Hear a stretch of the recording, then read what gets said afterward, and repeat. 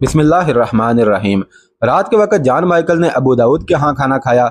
उस दावत में शहर के चंद उमरा के अलावा ऊंचे तबका की खवातीन भी शरीक हुई।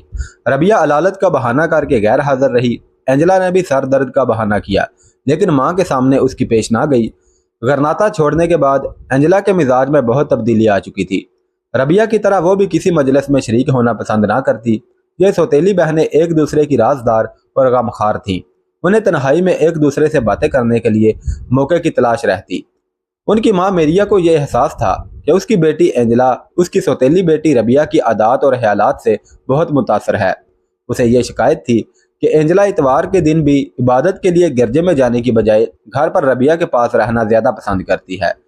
रबिया की तरह वो किसी से मिलना जुलना पसंद नहीं करती। बारहा मेरिया ने दरवाजों की आड़ में खड़े होकर रबिया और एंजला की काना फूसी सुनने की कोशिश की, लेकिन एंजला अपनी सौतेली बहन से अरबी बोलना सीख चुकी थी और ये वो जुबान थी जिसे उंदलस की ईसाई हुकूमत खिलाफ कानून करार दे चुकी थी। वो अबू दाऊद से शिकायत करती, लेकिन वो उसे ये कहकर टाल देता कि एंजला अरबी जुबान सीखने के बाद सुल्तनत की नहायत अहम खिदमात सर अंजाम दे सकेगी। अगर कोई नाजुक वक्त आया तो हमें दुश्मन की सफ़ों में इंतशार डालने के लिए ऐसी लड़कियों से काम लेना पड़ेगा। आज जब मेरिया ने एंजला को दावत में शरीक होने के लिए कहा तो वो कोई जवाब दिए बगैर रबिया के पास गई और उससे कहने लगी, रबिया, मैं वहां नहीं जाना चाहती। उनकी बातें मेरे लिए नाकाबिले बर्दाश्त होंगी। रबिया ने कहा, एंजला, ये एक मजबूरी है। अभी वो वक्त नहीं आया कि हम हर काम अपनी मर्जी से कर सकें। तुम वहां जाओ, शायद उनके मुतालिक कोई नई बात मालूम हो जाए। जब एंजला रबिया के कमरे से बाहर निकली तो मेरिया दरवाजे पर खड़ी थी। उसने कहा, एंजला, खुदा के लिए हमें परेशान ना करो। जॉन माइकल बहुत बड़ा आदमी है। हिस्पानिया की मुअज़्ज़ज़ तरीन खवातीन उसके साथ बात करना अपने लिए बायसे फख्र समझती हैं। तुम अब जवान हो, मुझे तुम्हारे मुस्तकबिल की फिक्र है। ऐसा मौका बार बार हाथ नहीं आता। जॉन माइकल की बीवी मर चुकी है। तुम आज देखोगी कि लोशा की खवातीन उसे अपनी तरफ मुतवज्जे करने के लिए किस कदर बेकरार हैं। एंजला ने बरहम होकर कहा, अम्मी जान, अगर आप ऐसी बातें करेंगी तो मैं हरगिज उसके सामने नहीं जाऊंगी। मेरिया ने पुरउम्मीद होकर कहा, एंजला, तुम समझदार हो, मैं तुम्हें किसी फैसले पर मजबूर नहीं करूंगी, लेकिन एक मेहमान की इज्जत अफजाई तुम्हारा फर्ज है। वो बादशाह का नाइट और सलीब का मुहाफिज है। एंजला ने कहा, अम्मी जान, मैं आपके हुक्म की तामील में वहां जाऊंगी, वरना मुझे उसके साथ कोई दिलचस्पी नहीं। मुझे उन वहशियों से नफरत है जिनके दामन मासूम लड़कियों की अस्मत के खून से दागदार हैं। मेरिया ने कहा, तुम्हें रबिया ने अपने मजहब से बदजन कर दिया है।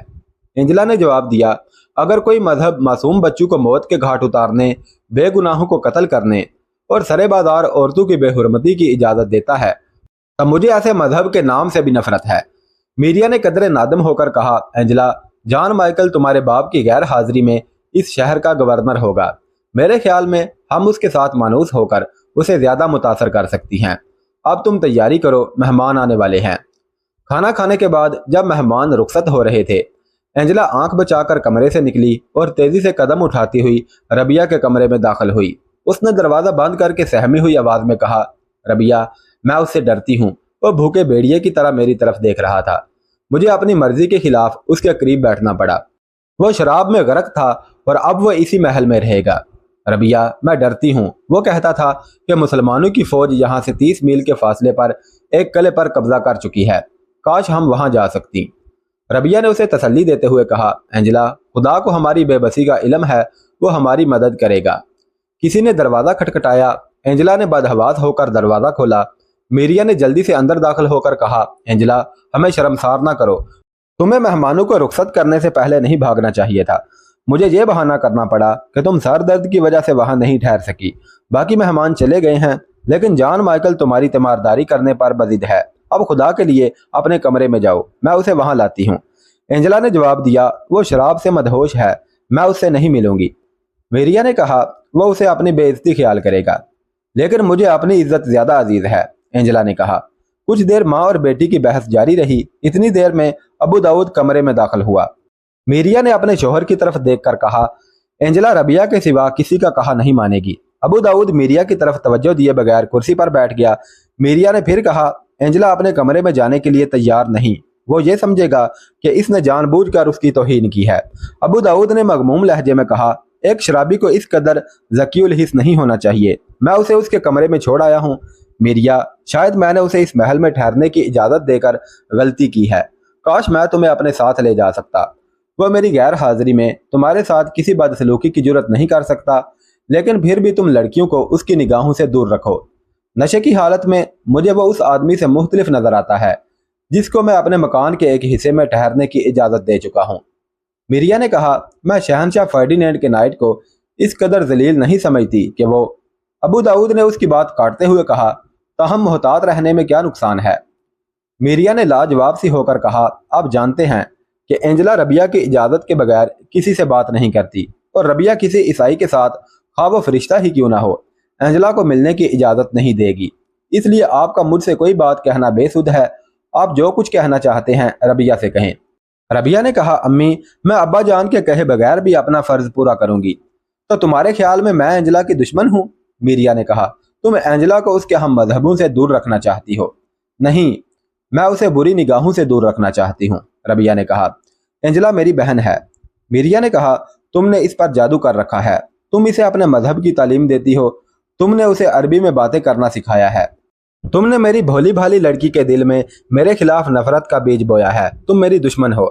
اینجلا نے چلا کر کہا، امی خدا کے لیے ایسی باتیں نہ کرو، اگر تمہاری باتوں سے ربیہ کو میرے ساتھ نفرت ہو گئی تو میں زندہ نہیں رہوں گی، میں اس محل کے سب سے اونچے برج پر چڑھ کر چھلانگ لگا دوں گی۔ اینجلا ممتا کی دکھتی ہوئی رگ کو چھیڑ چکی تھی۔ میریا نے مرعوب ہو کر اپنی بیٹی کی طرف دیکھا، وہ رو رہی تھی۔ بیٹی کی آنکھوں میں چمکتے ہوئے آنسوؤں نے میریا کے ہونٹ سی دیے اور وہ کوئی بات کہے بغیر باہر نکل گئی۔ ابو داؤد نے اٹھتے ہوئے کہا، ربیہ میں اینجلا کو تمہیں سونپ کر جا رہا ہوں، میریا کی باتوں سے متاثر نہ ہونا۔ کستلا کے شاہی محل کے ایک وسیع کمرے میں اندلس کے وہ اکابر اور علماء دین جمع تھے جو ابو داؤد کی دعوت پر دور دراز کے شہروں سے آئے تھے۔ اجلاس سے قبل ابو داؤد ان میں سے اکثر کے ساتھ علیحدہ علیحدہ مل چکا تھا۔ ابو داؤد نے اس اجتماع کے سامنے تقریر کرتے ہوئے کہا، بزرگان دین، آج آپ کو جن مسائل پر غور کرنے کے لیے بلایا گیا ہے وہ اسپین میں مسلمانوں کے مستقبل سے تعلق رکھتے ہیں۔ غرناطہ کی چپا بھر زمین اور تھوڑے سے پہاڑی علاقے کے سوا باقی تمام اندلس کے مسلمان شہنشاہ فرڈینینڈ کی رعایا بن چکے ہیں، اور جب تک غرناطہ کے ساتھ ہماری جنگ شروع نہیں ہوئی تھی اندلس کے مسلمان اپنے عادل اور رحم دل بادشاہ کے سائے میں آرام کے دن گزار رہے تھے۔ حکمران قوم کی اکثریت ہم پر مہربان تھی، لیکن اب آپ کو شکایت ہے کہ عیسائی حکومت آپ کے ساتھ پہلی سی فیاضی کے ساتھ پیش نہیں آتی۔ آپ میں سے بعض یہ سمجھتے ہیں کہ اندلس کے مسلمانوں پر عرصہ حیات تنگ ہو رہا ہے، مسلمانوں کو غرناطہ کے جاسوس ہونے کے جرم میں گرفتار کیا جا رہا ہے، عیسائی اپنی حکومت کے ساتھ ان کی وفاداری پر شبہ کرتے ہیں۔ یہ واقعات بہت افسوسناک ہیں، لیکن اگر آپ ٹھنڈے دل سے غور کریں تو آپ یہ محسوس کریں گے کہ کچھ کوتاہی ہم سے بھی ہوئی ہے۔ عوام ہمیشہ کوتاہ نظر ہوتے ہیں، لیکن ہماری سب سے بڑی بدقسمتی یہ ہے کہ ابھی تک ہمارے علماء نے بھی وقت کے سیلاب کا رخ نہیں پہچانا۔ ہم میں سے کون ہے جو یہ نہیں جانتا کہ غرناطہ اور کستلا کی جنگ چیونٹی اور ہاتھی کا مقابلہ ہے۔ اہل غرناطہ جس راستے پر گامزن ہوئے ہیں وہ صرف تباہی کا راستہ ہے۔ وہ چند ہفتوں یا چند مہینوں کے لیے اپنی تباہی کی تاریخ ملتوی کر سکتے ہیں، وہ اپنی تقدیر نہیں بدل سکتے۔ اگر یہ مسئلہ صرف غرناطہ اور کستلا کی افواج تک محدود ہوتا تو ہم اس قدر پریشان نہ ہوتے اور میں آپ کو یہاں آنے کی تکلیف نہ دیتا، لیکن یہ ایک تلخ حقیقت ہے کہ اس جنگ کا ہمارے حال اور مستقبل کے ساتھ گہرا تعلق ہے۔ اندلس کے لاکھوں مسلمان عیسائیوں کی اکثریت اور ان کی حکومت کے رحم و کرم پر ہیں۔ کستلا اور غرناطہ کی جنگ اب اسلام اور عیسائیت کی جنگ بن چکی ہے۔ ظاہر ہے کہ ایسی صورت میں اندلس کے مسلمان عیسائیوں سے کسی اچھے سلوک کی توقع نہیں رکھ سکتے۔ غرناطہ کی لڑائیوں میں اندلس کے جو عیسائی مارے جاتے ہیں ان کے عزیز ہم سے ان کا انتقام لیتے ہیں، اور یہ جنگ جس قدر طول پکڑے گی اسی قدر ہمارے خلاف عیسائیوں کا جذبہ انتقام شدید ہوتا جائے گا۔ مجھے اہل غرناطہ کے متعلق کوئی پریشانی نہیں، انہوں نے ایک طاقتور ہمسائے کے ساتھ جنگ مول لینے کی حماقت کی ہے اور انہیں اس کی سزا ملے گی، لیکن ہم اندلس میں لاکھوں مسلمانوں کے مستقبل سے بے اعتنائی نہیں برت سکتے۔ ہمارے بچاؤ کی اب صرف ایک صورت ہے اور وہ یہ کہ غرناطہ کی جنگ جلد ختم ہو جائے۔ جب تک یہ جنگ جاری رہے گی اندلس کی حکومت کو ہماری وفاداری پر شک رہے گا اور ہمارے ساتھ ان کا سلوک بد سے بدتر ہوتا جائے گا۔ آپ مجھ سے یہ سوال کریں گے کہ اندلس کے علماء اسلام اور بزرگان قوم اس جنگ کو ختم کرنے کے لیے کیا کر سکتے ہیں، لیکن پیشتر اس کے کہ میں آپ کو اس سوال کا جواب دوں، میں آپ سے یہ پوچھتا ہوں، کیا آپ اس بات کی ضرورت محسوس کرتے ہیں کہ یہ جنگ جلد ختم ہو جائے؟ ایک شخص نے جواب دیا، اندلس کا ہر مسلمان امن کی ضرورت محسوس کرتا ہے۔ दूसरे ने उठकर कहा, हम सब आपके साथ मुत्तफिक हैं। अबू दाऊद को उन लोगों से इख्तिलाफ की तवक्को भी थी। ये सब शाही मेहमान थे और अबू दाऊद इज्तिमा से पहले फर्दन फर्दन उन्हें यह बता चुका था कि उन्हें किस मकसद के लिए यहाँ बुलाया गया है। उन उलमा के हर गिरोह के लीडर ने यके बाद दीगरे उठकर अबू दाऊद के ख्यालात की तायीद की और उसने मुतमईन होकर अपनी तकरीर दोबारा शुरू की। हजरात, मैंने ईसाइयों को मुतमईन करने के लिए लोशा और दूसरे शहरों के मुसलमानों को बादशाह सलामत की फ़ौज में रज़ाकाराना तौर पर शामिल होने की तरगीब दी थी। गुज़िश्ता महीने में कोई 500 मुसलमान नौजवानों ने हुकूमत की फ़ौज का साथ दिया, लेकिन बदकिस्मती से उनमें से अक्सर जज्बात में गरनाता की फ़ौज से जा मिले। उसका नतीजा ये हुआ कि मुसलमानों पर ईसाइयों का रहा सहा एतमाद भी जाता रहा और मुख्तलिफ शहरों में जो अफसोसनाक वाक़यात हुए वो इसी का नतीजा थे। मुझसे यह गलती हुई कि मैंने ऐसे कोताह अंदेश लोगों पर एतमाद किया जो जज्बात की रोह में बह जाने वाले थे। अब मैं आप हजरात को एक बड़ी मुहिम सौंप रहा हूँ। आपको अंदलस के मुसलमान पनाहगज़ीनों के हैसियत में गरनाता जाना पड़ेगा। वहाँ पहुँचकर आप गरनाता के हुक्काम और उनसे ज़्यादा वहाँ के अवाम को समझाएं कि जंग इस मसले का हल नहीं, तुम्हारी गलती की सज़ा बाकी अंदलस के मुसलमानों को मिल रही है, उन पर अरसा हयात तंग हो रहा है।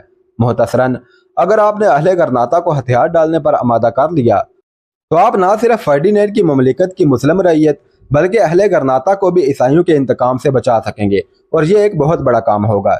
इस मुहिम की तकमील के लिए आपको हुकूमत की तरफ से तमाम सहूलियात मुहैया की जाएंगी। आपको इस मुहिम की बाकी तफसीलात से आगाह करने के लिए कल फिर इस जगह हमारा इज्तिमा होगा। इस इजलास को बर्खास्त करने से पहले मैं ये ज़रूरी समझता हूँ कि अगर आप में से किसी को मेरी बातों से इत्तफाक ना हो तो उसे अपने ख्यालात के इजहार का मौका दिया जाए। हाजरीन एक दूसरे की तरफ देखने लगे। एक कोने से कुर्तबा का एक सफ़ेद रीश आलम उठा और उसने बुलंद आवाज में कहा, हजरात, मैं आज ही यहाँ पहुँचा हूँ। मैं अपने ईसाई हुक्मरान से कुछ कहने का इरादा लेकर आया था, लेकिन मालूम होता है कि मैं शायद बादशाह फर्डिनेंड से बराह रास्त हम कलाम नहीं हो सकूँगा। ताहम मैं इस मजलिस के सदर का शुक्रगुजार हूँ कि उन्होंने मुझे बादशाह के दारुल हुकूमत में अपनी आज़ादाना राय के इजहार का मौका दिया है। ये सोचना सदर मजलिस का काम था कि यह मुकाम एक मुसलमान की आज़ादाना राय के इजहार के लिए मौजू है या नहीं। बहरहाल इस दावत के बाद उन्होंने मुझ पर एक फ़र्ज आयद कर दिया है और मैं ये फ़र्ज पूरा करूँगा। मैं अपने जज्बात के इजहार के बजाय उलमाए इस्लाम के इज्तिमाई एहसासात की तर्जुमानी करूँगा। हजरात, अंदलस के बेशतर हिस्से में हमारे इक़्तिदार का खात्मा एक बहुत बड़ा नुकसान था। उसके बाद दूसरा नुकसान ये हुआ कि हमारी कौम का एक बड़ा हिस्सा जिल्लत की ज़िंदगी पर मुतमईन हो गया। लेकिन ये नुकसानात नाकाबिले तलाफी ना थे। उम्मीद मजलूमों, नादारू और बेकसों को जिंदा रखती है। जब हमारी महफिल के तमाम चिराग बुझ गए, वहीं गरनाता में एक मशअल दिखाई दी। एक तूफान मुद्दत से गरनाता की उस मशअल को बुझाने की फिक्र में है और कई नाकाम कोशिशों के बाद ये तूफान अब हमसे मुतालबा कर रहा है कि हम अपने हाथों से उस मशअल को बुझा दें। आज कौम का जनाजा उठाने के लिए उन उलमाए दीन को मुंतखब किया गया है जो मुर्दा कौम के कानों में सूरह इसराफील भोंगा करते थे। अबू दाऊद, क़यामत के दिन तुम मेरे गवाह हो। ये सब अकाबर और उलमा जो यहाँ बैठे हैं मेरे गवाह हैं कि मैंने अपने तमाम कमजोरियों के बावजूद उन लोगों का साथ देने से इनकार किया जो हक की जंग से मुंह फेर कर बातल की फतह के इनामात में हिस्सादार बनना चाहते हैं। अबू दाऊद, तुमने मुझे अपनी आज़ादाना राय के इजहार की दावत दी है तो सुनो। शायद कस्तला में हक की ये आखिरी आवाज़ हो। जिस दिन गरनाता पर ईसाइयों की फतह का परचम लहराएगा, अंदलस के हर मुसलमान के मकान पर मौत का पहरा होगा। तुम कहते हो कि गरनाता के लोगों की मुदाफियाना जंग के बायस ईसाई हमसे बदजन हो गए हैं, लेकिन मैं पूछता हूँ, जब फर्डिनेंड की गरनाता के साथ जंग ना थी उस वक़्त हमारे साथ क्या सलूक होता था? क्या उस वक़्त बेगुनाहों को कत्ल नहीं किया गया? क्या उस वक़्त हमारी बहू बेटियों की बेइज्जती नहीं की गई? क्या गरनाता के साथ दोस्ती के बावजूद अंदलस के ईसाई हुक्मरानों ने लाखों मुसलमानों को मुल्क बदर नहीं किया? क्या उन्हें ज़बरदस्ती ईसाई नहीं बनाया गया? क्या हमारी मसाजिद को गिरजों में तब्दील नहीं किया गया? क्या हमारे लिए अरबी ज़ुबान बोलना जुर्म करार नहीं दिया गया? और दुनिया में वो कौन सा जुल्म था जो हम पर नहीं किया गया? अबू दाऊद, हर कौम की इज्जत की मुहाफिज उसकी कुव्वत मुदाफ़त हुआ करती है। मुझे मालूम है जब अबुल हसन की अफवाज लोशा का रुख कर रही थी, हमारे ईसाई हुक्मरान ने यह ऐलान किया था कि अंदलस के मुसलमानों के साथ बुरा सलूक करने वाले अफसरों को बदतरीन सजाएं दी जाएंगी। उसके बाद जब अबू अब्दुल्ला ने गद्दारी की और हमारी हुकूमत की नज़र में गरनाता का खतरा कम हुआ तो हमें बदतरीन सलूक का मुस्तहिक समझा गया। गरनाता अंदलस के मुसलमानों का आखिरी हसार है। अगर यह हसार टूट गया तो याद रखिए उंदलस में मुसलमानों की जिंदगी के दिन मौत से ज्यादा अलमनाक होंगे। सदर मजलिस ने यह कहा है कि अब चूंकि गरनाता को मुसलमानों की मौत यकीनी है, इसलिए हम दुश्मन को खुश करने के लिए अपने हाथों से उनका गला क्यों ना घोट डालें। लेकिन मैं ये कहता हूँ कि जब हमारे हाथ उनकी शाहरग तक पहुँचेंगे, हमारी अपनी शाहरग खुद बखुद कट जाएगी। सामईन की तरफ से एहतजाज के नारे बुलंद हो रहे थे, लेकिन उनकी तवक्को के खिलाफ अबू दाऊद इंतहाई इत्मीनान से उसकी तकरीर सुनता रहा। तकरीर के दौरान में चंद बार लोगों ने शोर मचाने की कोशिश की, लेकिन अबू दाऊद ने हाथ के इशारे से उन्हें खामोश कर दिया।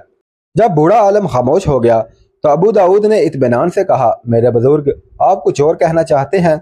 नहीं, उसने बैठते हुए जवाब दिया। अबू दाऊद ने कहा, हजरात, मैं उनकी साफ गोई की दाद देता हूँ, लेकिन मुझे अफसोस है कि मेरी तकरीर से इनके दिल में चंद गलत फहमियाँ पैदा हो गई हैं। मैं उनके साथ अलग बैठकर गुफ्तगू करना चाहता हूँ। अगर उनकी तकरीर के बाद किसी और बुजुर्ग के दिल में शकूक पैदा हो गए हों तो मैं उनके साथ भी तबादला ख्यालात करने के लिए तैयार हूँ। अगर आप में से कोई इन ख्यालात की तायीद करता है तो मुझे बता दे। अशबिलिया के 4 उलमा उठकर खड़े हो गए। अबू दाऊद ने कहा, इस मजलिस में से सिर्फ 5 हजरात मेरे साथ मुत्तफिक नहीं। मुझे उम्मीद है कि हम एक आज़ादाना बहस के बाद किसी नतीजे पर पहुंच जाएंगे। मैं आपको शाम के बाद अपने पास बुला लूँगा। यह जलसा बर्खास्त करने से पहले हाजरीन से यह दरख्वास्त करूँगा कि वो किसी से इस जलसे की कार्रवाई का जिक्र ना करें। रात के वक़्त अबू दाऊद का एक खादम उन 5 उलमा को अपने साथ ले गया और उसके बाद किसी को यह मालूम ना हो सका कि वो कहाँ गए। अगले दिन उनके बाद साथियों का ख्याल था कि वो किसी और ही दुनिया में पहुंच चुके हैं। करीबन 2 हफ्तों में नाम नहाद उलमा और अकाबर का यह गिरोह अबू दाऊद से तरबियत हासिल करने के बाद गरनाता की तरफ रवाना हुआ। उसके बाद अबू दाऊद ने फर्डिनेंड से हर सूबा के गवर्नर के नाम अहकाम हासिल किए और नए रजाकार भर्ती करने की गरज से दूसरे शहरों का दौरा करने के लिए रवाना हुआ। हर शहर में अपने खाम ख्याल लोगों की एक जमात बनाने के बाद उसने अशबिलिया को अपनी सरगर्मियों का मरकज बना लिया। दूसरे शहरों के गवर्नर काबिल एतमाद लोगों को भर्ती करके उसके पास भेज देते और वह उन्हें तरबियत देने के बाद गरनाता रवाना कर देता। ईसाइयों के मुजालम की वजह से उंदलस के मुसलमान अपने शहर और बस्तियां छोड़कर गरनाता का रुख कर रहे थे। अबू दाऊद के जासूस उन पनाह गजीनों के काफिलों में शामिल हो जाते और किसी दिक्कत के बगैर गरनाता जा पहुंचते। गरनाता की हुकूमत के लिए पनाह गजीनों का मसला बहुत सी मुश्किलात पैदा कर रहा था, लेकिन अवाम ने अपने इसार और हलूस के बायस हुकूमत को परेशान ना होने दिया। वो पनाह गजीनों को अपने घरों में जगह देते और अपनी रोटी के हर नवाले में उन्हें बराबर का हिस्सादार समझते। अल्पकसरा का तमाम जरहेज इलाका आज़ाद हो चुका था और वहाँ मुहाजिरीन के बहुत से खानदान आबाद हो चुके थे। गरनाता और गिरदोनवा की बस्तियों में करीबन 10 लाख पनाह गजीन आबाद थे और उनमें तकरीबन 2000 के करीब वो बाअसर लोग थे जिनका पीरो मुर्शद अबू दाऊद अशबिलिया से उन्हें हदायत भेज रहा था। ये लोग अहले गरनाता के सामने उंदलस के मुसलमानों की ज़बूं खाली के किस्से बयान करके उन्हें अपनी तरफ मुतवज्जे करते और फिर उनके जहन में इस किस्म के ख्यालात भरने की कोशिश करते, ये जंग कब ख़त्म होगी, इसका अंजाम क्या होगा।